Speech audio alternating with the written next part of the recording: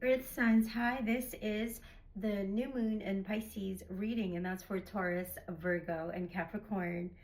Earth signs, in the middle of your spread, you got Page of Wands in the reverse. So to me, there's this organized energy around the Page of Wands. There's could be melancholy, sadness, distracted.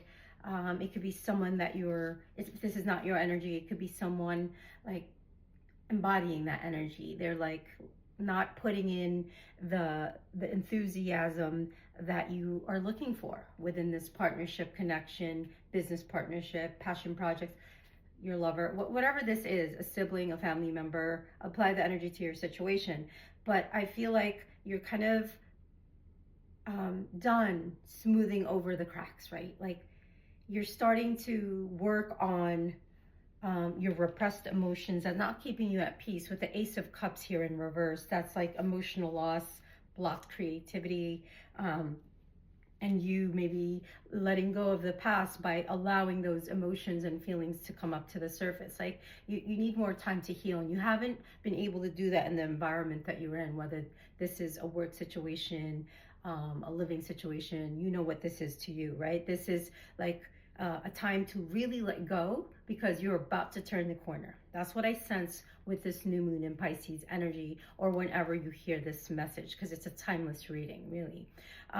So think about a situation. If everyone, you know, in it were more healthy and less toxic, right? Like, be easy on yourself. Like it's not a reality that's happening for you right now, and you've repressed it for so long, and you're pulling back. You're gonna pull back. You're not gonna jump and make any impulsive decisions. You're gonna take the next 1 to 2 months after hearing these messages, you know, March and April, to decide what you're gonna do. It could be a career, a job, two offers, two romantic interests, two places to live. Whatever that is to you, you're gonna make that decision because you know that you've manifested everything, a lot of the things you've co-created with source, divine, universe, where you are today, and you can do it again, right? So if there's a sense of confusion and disappointment in and around this time of this new moon, I do see you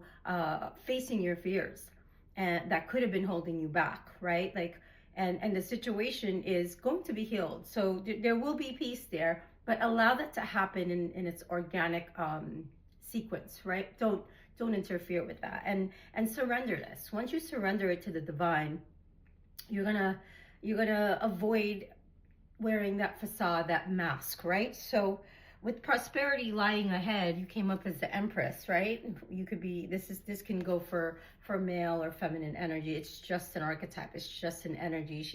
She or he is someone who nurtures everything that they have, and they're a manifester. They're abundant. They're nurturing. They give birth to new ideas because they're living life in peace and loving themselves unconditionally, right? So with the Empress there, I'm going to clarify that. Empress. Yeah, this is like you working on your dreams, right? This is Taurus energy, which is right here in the Empress card, right? So this has a lot to do with the energy that I get from this. A lot of green, so that's heart chakra activating for you to manifest more abundance, and you're going to draw in by law of attraction what you need, but you have to be practical and balance your time, effort, money, your resources, your time, and step towards your goals, like one step at a time. Nurture it, and you know how to do this. It's very natural. It's inherent for you. And I think, like, you're not going to chase money. Like, that's an old version of you, right? Like, that really didn't get you anywhere. Yes, money can improve things, but it's more about drawing in. That's what a true abundance is: drawing in what you need at the right time, in divine timing, and having everything that you need to create. And that's what an Empress does. She can do anything you want, and she's going to be happy with the results or what comes to fruition, because she's continuously reinventing herself. She's continually growing, evolving, and taking action. If it's not one project, it's another project, right? She's, you know, she's, a lot of people, you know, find her or him, you find yourself in win-win situations. And that's how you get even further, right? Like for some of you, there could be a new start of a relationship, or a relationship going to its next levels, your career, maybe working more remotely. For some of you, you're taking maternity leave and being home and enjoying the time before the baby comes. And like some of you, it's just a whole new level of commitment to your higher self, right? This could be your season, that you're going to start planting those seeds, that you're going to make that firm decision to nurture and focus on yourself for some time, and you're going to look after yourself.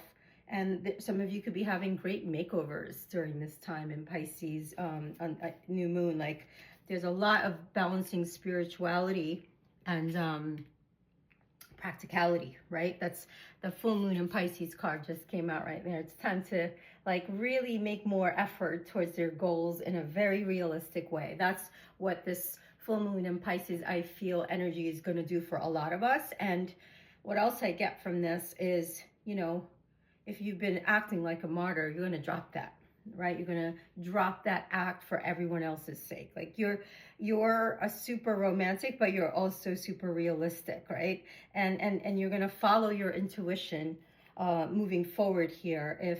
If and heart, like you just know something about a person or this situation, like you're right about it. But just because it hasn't happened, or it's not, it doesn't seem like it's going in that direction, doesn't mean it never will. And I'm not saying to wishful think, but you know, be practical, take it day by day, like work on focusing on Empress energy, right? That is the advice that I get.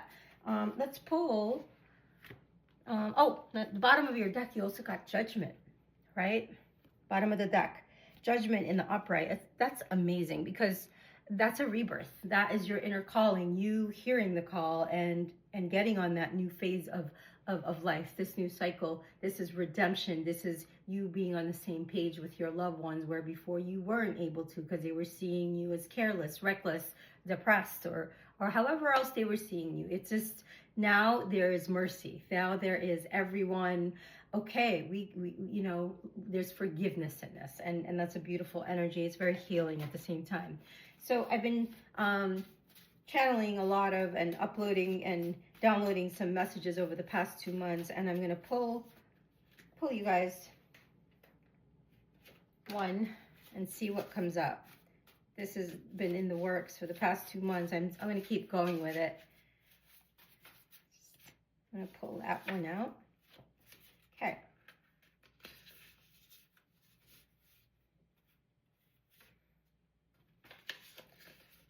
Interesting. It really matches the Venus energy in your reading. Permanent love. I'm also seeing the number 8. Come book a reading if this resonates with you, and we can go deeper into your own personal situation. There are 4 tried and tested steps to make your relationship whole and lasting. 1, do things together. Activity builds strong foundation. Work on a shared hobby. Socialize. 2, confront to do things that you do naturally and well, individually and together as a couple, right? Activity is essential for personal development. 3, conservation, time for honest and verbal communication. And 4, work out your difficulties. Compromise and mutual confrontation is critical to a successful relationship. So I hope this was helpful.